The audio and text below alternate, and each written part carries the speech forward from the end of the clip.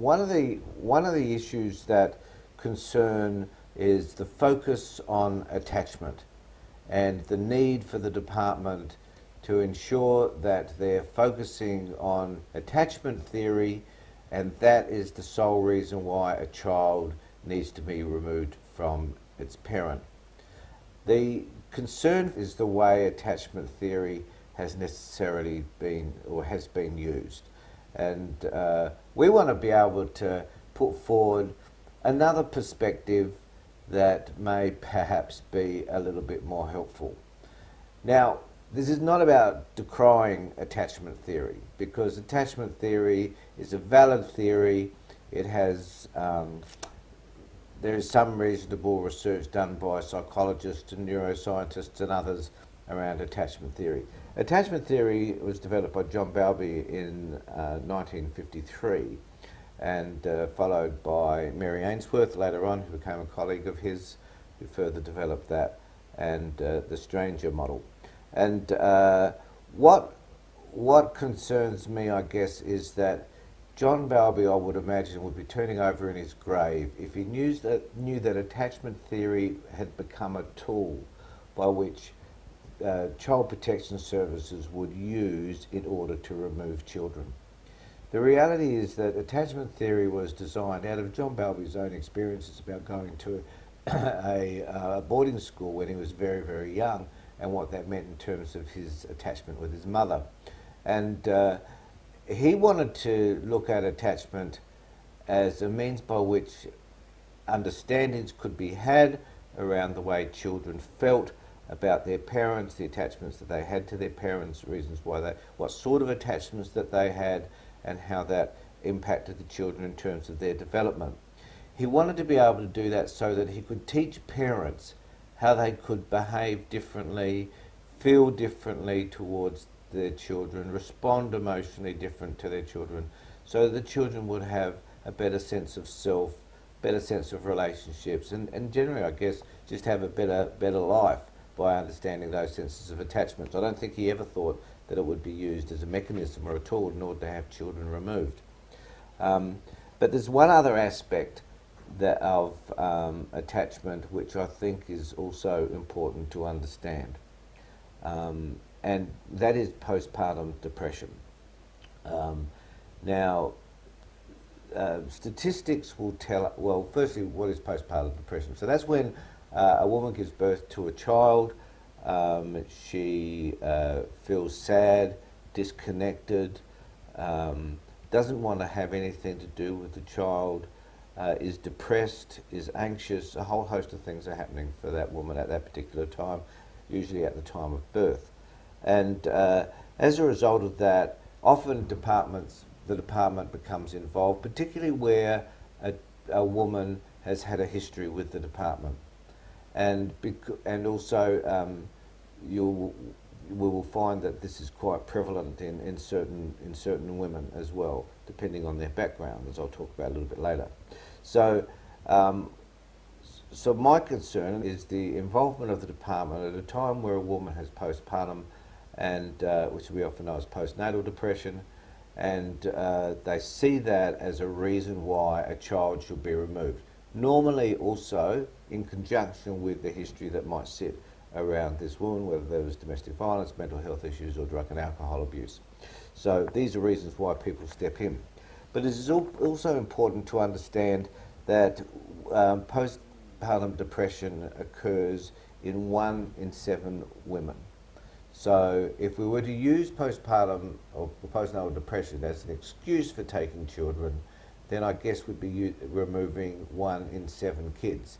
The point is that we take children away from parents who are suffering from postnatal depression because they have a history often with the department, or they are affected by other conditions such as mental health and drug and alcohol abuse, and maybe DV. So we're not removing 1 in 7 children from women who have postpartum, but we need to understand where postpartum sits in terms of us removing kids, and understand that it is a prevalent condition, particularly amongst women. And they also say that 70% 70 to 80% of women will experience the baby blues.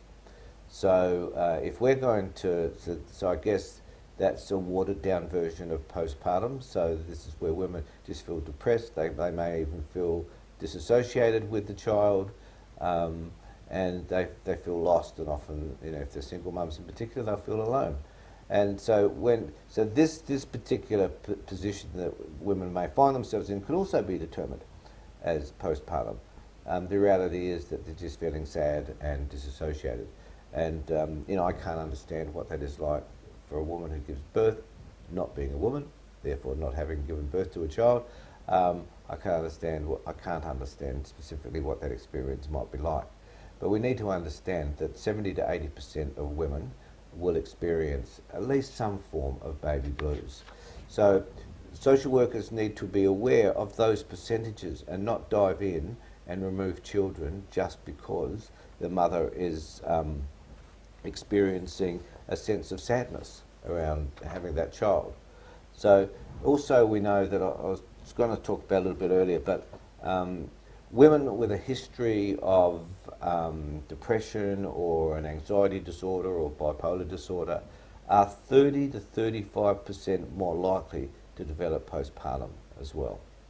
So that's where a woman comes with a history of those conditions, and as I said before, and it comes from an environment where there's domestic violence and other stuff happening for them, then they're 30 to 35% more likely. So this is a risk group that we need to be mindful of and need to care for, so that their children are not removed at birth. The other thing, I guess, that concerns me about this is also the number of children who are removed at birth. In the last 12 months, I've had a number who have been, and I can't understand, after knowing these parents, I can't understand why that necessarily took place. It isn't that the parent is going to abuse the child, I don't believe. There are no indications that there is behaviour in relation to that child which would cause any great concern. So I often wonder why that happens.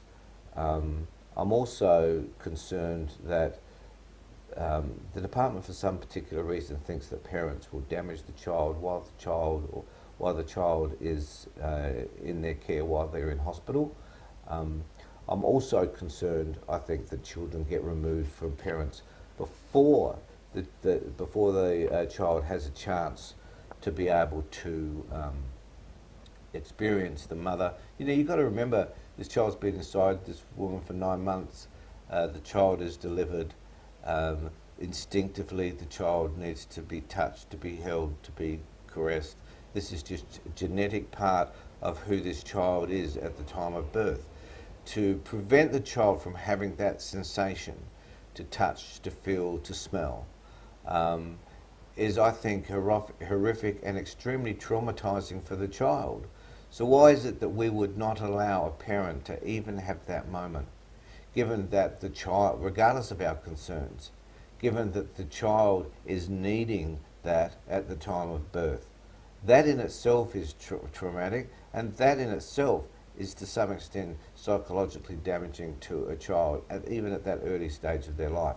So I think we need to be able to be mindful of that. So I want to talk a little bit about attachment in particular. There are 3 types of attachments. I guess there are 4, but 3 types that really need to be concerned with. I won't go through specifically what they are. That's not quite relevant here, and I don't want this to be too long a ramble. But they are secure, insecure, avoidant, and insecure, ambivalent. So clearly, secure is the most important one. That's where a child feels comfortable being in the presence of normally the mother, the major caregiver, that they feel loved, they feel safe, and they feel secure. And that's because the mother attends to them appropriately, responds to their particular needs, is aware of what the child wants, and provides for that child accordingly. So that is secure. Then there's insecure avoidant and insecure ambivalent. And these are the 2 areas which are of particular concern to most social workers, or which most social workers will identify as being important. So, and these are the reasons why a child is removed.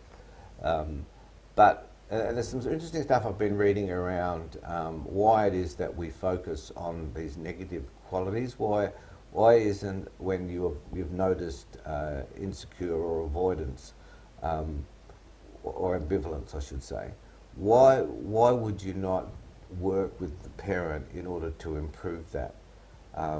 That question is way beyond me. So there are statistics that tell us that 40% of the general population do not have secure attachment. So almost half, 40%, almost half, don't have the secure attachment that we require, or that is preferred in terms of parenting children. So there are a lot of people out there that are clearly damaged as a result of the way they were parented. And I think if everybody looked at the way we were parented, we may offer some criticism about that in terms of how it's made us feel and the relationships that we have. So most of the population, well, not most, nearly 50%, 40% of the population don't have an appropriate attachment. So the main aim of using attachment theory should be to support families so that they can remain together. So if we understand attachment theory, we know what is in the best interest of the child, then we should be using attachment theory to support families, not to use it as a means to take away their kids, not as a means by which we can go to court and argue that a child be removed from the parent because they don't have that attachment. And I want to finish on one particular note, which I thought was really important. And this is something I believe fervently around my practice, and that is that people can change. No matter who you are, you can change. It's more difficult for some than others, but certainly people can change. And there is no evidence that there are critical periods of a child's development after which a change is impossible.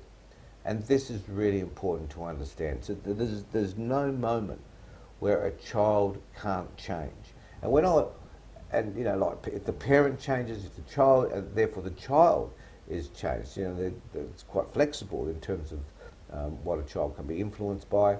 So, and the other thing too, I can remember from my university days talking about schemas and how schemas are like pathways in our brain, and how they are entrenched to a large extent, but how they can be diverted, and how the schemas within our brains can change depending on the work that we do. Now we know that a child's brain is particularly malleable, so and being able to change those schemas in a child is far easier than changing them in an adult.